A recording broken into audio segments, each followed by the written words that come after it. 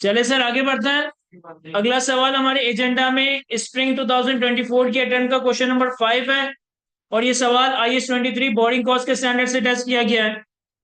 Read करते हैं, और रीड करने से पहले अगर हम रिक्वायरमेंट देखें तो कहता है calculate the boring cost to be capitalise in the cost of factory building. हमें simply boring cost to be capitalise का नंबर कैलकुलेट करना है, 8 माह की वेटेज है। अब सवाल की इंफॉर्मेशन में कहता है on 1 January 2023 Texaco Limited commenced construction of its factory building. Breakdown of the payment made to the contractor are as follow. 1 जनवरी 2023 पे हमने एक फैक्ट्री की कंस्ट्रक्शन स्टार्ट की, जिसका ब्रेकडाउन कुछ इस तरह से है। 1 फेब 23 पे 200 मिलियन की पेमेंट, 1 अप्रैल 23 पे 350 की पेमेंट, 1 सितंबर 23 पे 180 की पेमेंट और 1 फेब 24 पे 160 की payment. These payments were financed through the following sources.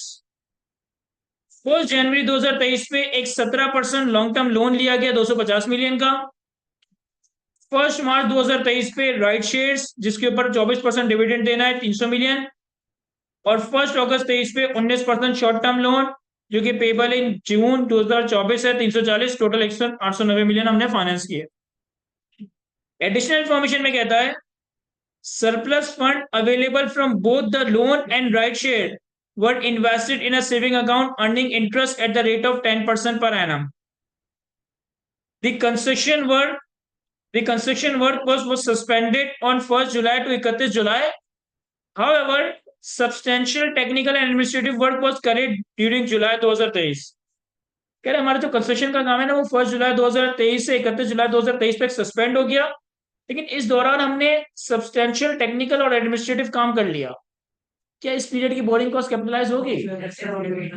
Yes sir, इस पीरियड की बोरिंग कॉस्ट कैपिटलाइज होगी, क्योंकि ऐसा कुछ बताया नहीं है कि सस्पेंशन किसी एबनॉर्मल रीजन की वजह से हुआ, और उस दौरान भी हम काम कर रहे हैं। The construction of the factory building was completed on 30th November 2023, but due to minor modification, it was not available until 31 December. हम कैपिटलाइजेशन 30 नवंबर तक करेंगे, 31 दिसंबर तक? 30 नवंबर तक जब ऐसे हमारा सब्सटेंशियली कंप्लीट हो जाए। अच्छा, मैं इसका एक एग्जामिनर मैं इस सवाल का एग्जामिनर कमेंट देख रहा था, तो मैं आपको भी दिखाता हूं।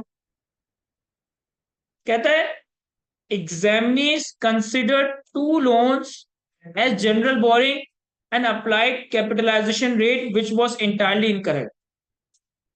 पर्सनली मेरा ओपिनियन ये है कि ये इसने गलत कहा है। इस सवाल में तो कुछ बताया ही नहीं है कि ये स्पेसिफिक बोरिंग है जनरल बोरिंग है। तो भाई अगर एक बंदे ने इसको जनरल बोरिंग मान लिया तो मेरे हिसाब से तो उसको मार्क्स मिलने चाहिए थे, लेकिन अगर नहीं थे। सवाल में बस ये एक इनडायरेक्ट बात की है कि सरप्लस फंड हम इन्वेस्ट कर देते, लेकिन अगेन ये कोई इतनी कॉन्क्रीट बात नहीं है इस बात को साबित करने के लिए कि ये जनरल बोरिंग नहीं स्पेसिफिक बोरिंग है। लेकिन अब ICAP के एग्जामिनर है, क्या कर सकते हैं। और कहता है capitalisation period was considered as 11 month instead of 10 month, तो वो हम टाइमलाइन बना के देखेंगे। अब बोरिंग कॉस्ट में हम सबसे पहले एक टाइमलाइन बना रहे होते हैं। सर अगर ऐसे लिखा हुआ ना है तो फिर जनरल पॉलिटी कैसे मतलब यहाँ पे थोड़ी एक एम्बिग्यूटी तो है, मतलब यूं जज करना था कि सरप्लस फंड फिर इसका अमाउंट जिन बच्चों ने जनरल पॉलिटिक्स का बहुत सारे मार्क्स चले गए होंगे ना, तो वो जाती है। हाँ मतलब ये एक हिंट है, लेकिन स्टिल ये जरूरी थोड़ी है कि अगर टोटल है तो वो सरप्लस स्पेसिफिक बोरिंग हो, वो भी जनरल बोरिंग हो सकती है। मैं वही तो कह रहा हूँ, मुझे तो इस एग्जामिनर कमेंट के अंदर, ये सवाल के अंदर मसला लग रहा है कि मुझे तो पढ़कर कहीं नहीं नजर आ रहा कि ये जो है स्पेसिफिक बोरिंग है। तो मैं उस बच्चों को सही कह रहा हूँ, ना कि एग्जामिनर को। वो आपको कहाँ बताता है वैसे भी, खुद आपको जनरल बोरिंग दे देता है, अब उससे हम कुछ भी कर देना है। चले खैर छोड़ें। Question number 5, Texito limited Textio limited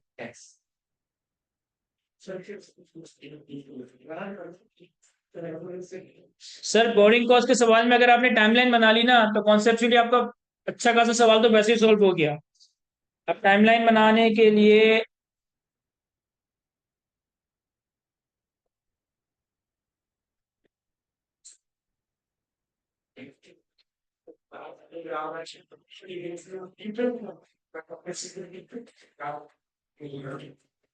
हमारा साल स्टार्ट हो रहा है 1 जनवरी। सर बातें ना करें प्लीज, खामोश हो जाए। हमारा साल स्टार्ट हो रहा है 1 जनवरी 23 से। तो 1 जनवरी 23, फिर ये जनवरी का एंड, फिर फरवरी, मार्च, अप्रैल, मई, जून, जुलाई, अगस्त, सितंबर, 1 2 3 4 5 6 7 8 9 10 11 और ये 12। अब इस सवाल में कंस्ट्रक्शन स्टार्ट हुई 1 जनवरी 2023 पे, कंस्ट्रक्शन एंड हुई 30 नवंबर 2023 पे। तो कंस्ट्रक्शन यहाँ स्टार्ट हुई और यहाँ एंड हो गई, तो ये वाला मंथ तो वैसे भी काउंट नहीं होगा। सही है। पेमेंट किन किन दिन की? हमारे पास अगर हम एक्सपेंडिचर्स की पेमेंट को प्लॉट करें, तो पहली पेमेंट की है 1 फेब पे 200 मिलियन।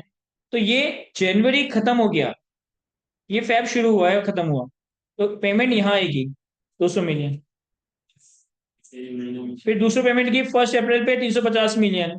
तो जनवरी, फरवरी, मार्च और ये अप्रैल है, तो अप्रैल के शुरू में की है पेमेंट, तो 350 million.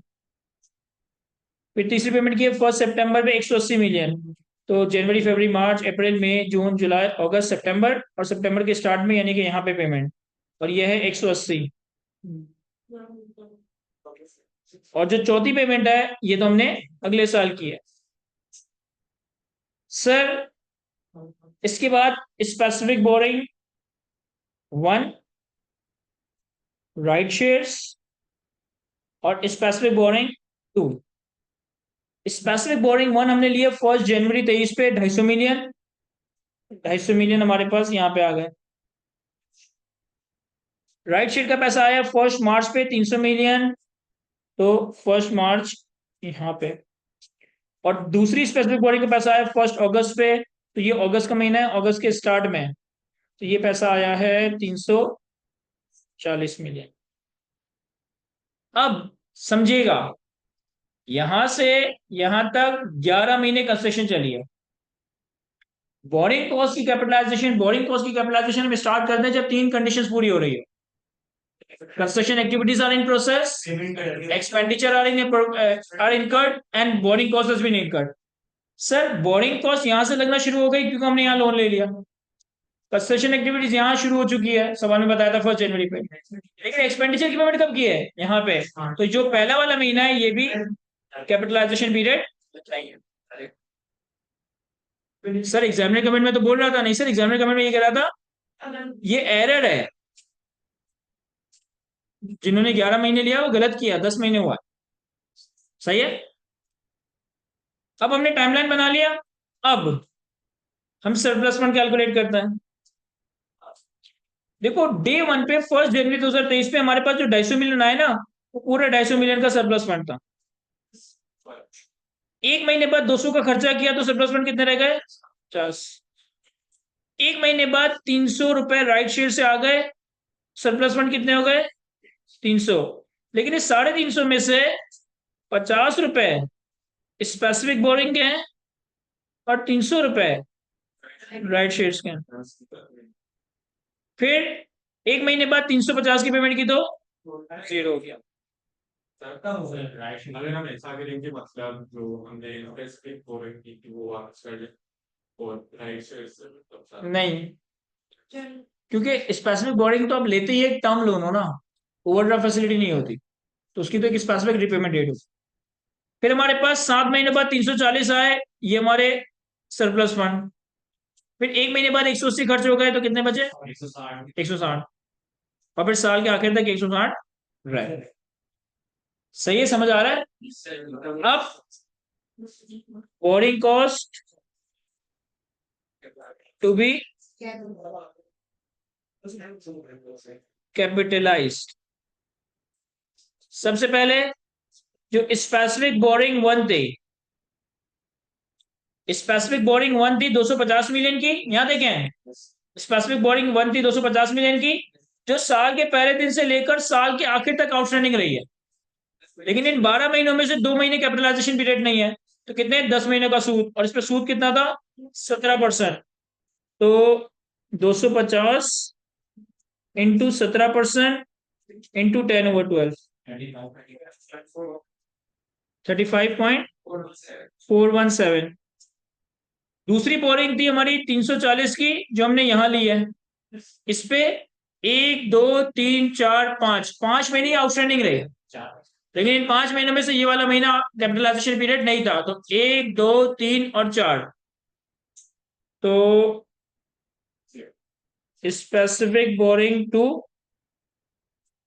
340 million multiply by 19% multiply by 4/12 21.5।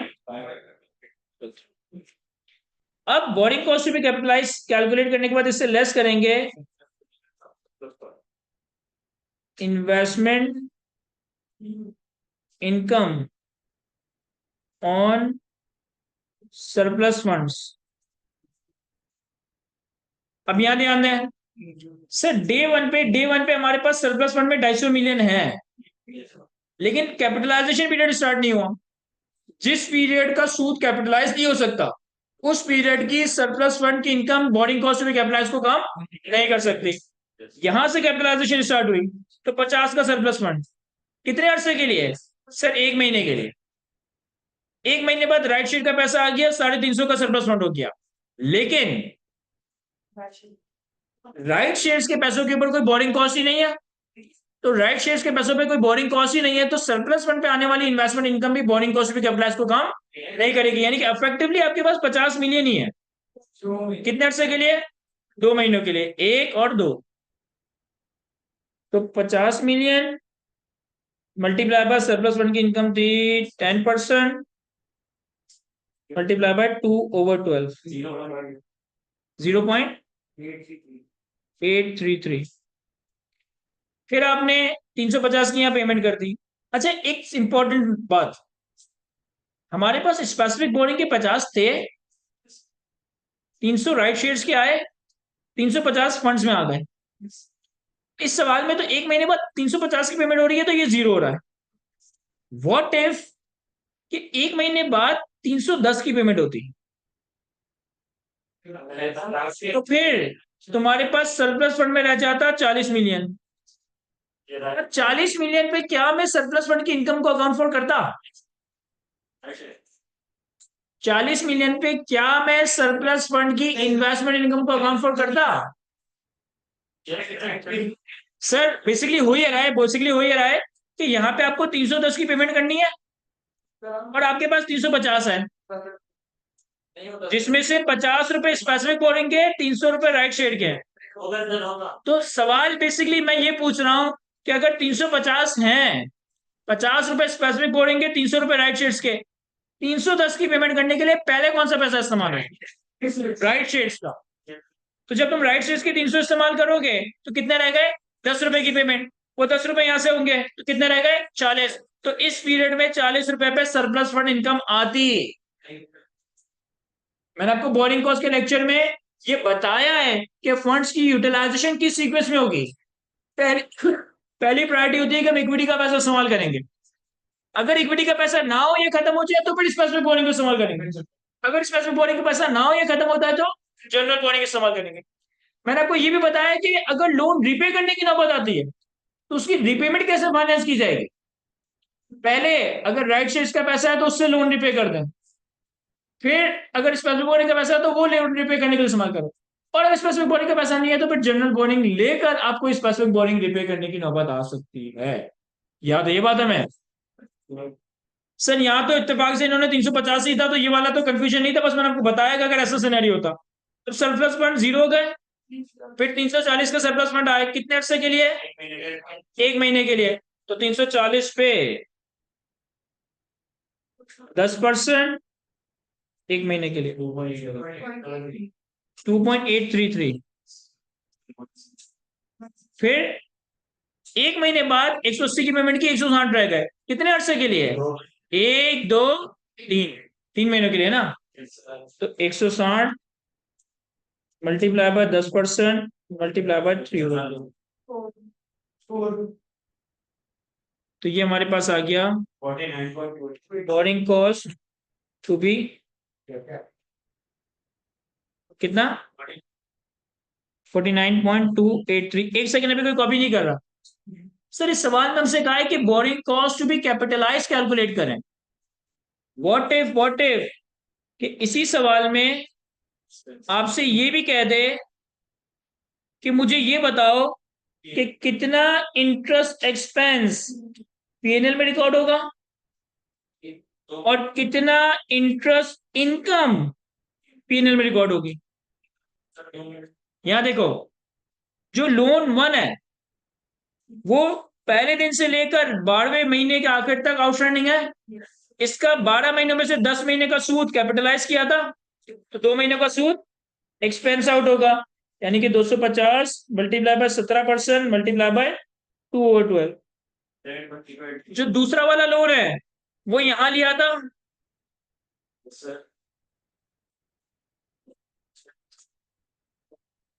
बस 2 मिनट सर, दूसरा वाला लोन हमने यहां लिया था, ये 5 महीनों के लिए आउटस्टैंडिंग था जिसमें से 4 महीने कैपिटलाइज किए थे, तो 1 महीने का सूद एक्सपेंस आउट। समझ आ रहा है मैं क्या कह रहा हूं। अब इंपॉर्टेंट चीज, इंटरेस्ट इनकम कितनी पीरियड में गिरेगी। सर पहले दिन ही हमारे पास 250 रुपए आ गए थे, जिसमें से 1 महीना हमने interest income to be capitalise में से लेस नहीं किया था, तो उस 1 महीने की भी तो सूद इनकम तो आएगी ना, जो कि पीएनएल में जाएगी। तो 250 मल्टीप्लाई बाय 10% मल्टीप्लाई बाय 1/12। फिर ध्यान दें, 250 में से 1 महीने बाद 200 पे किए, 50 का सरप्लस फंड बच गया।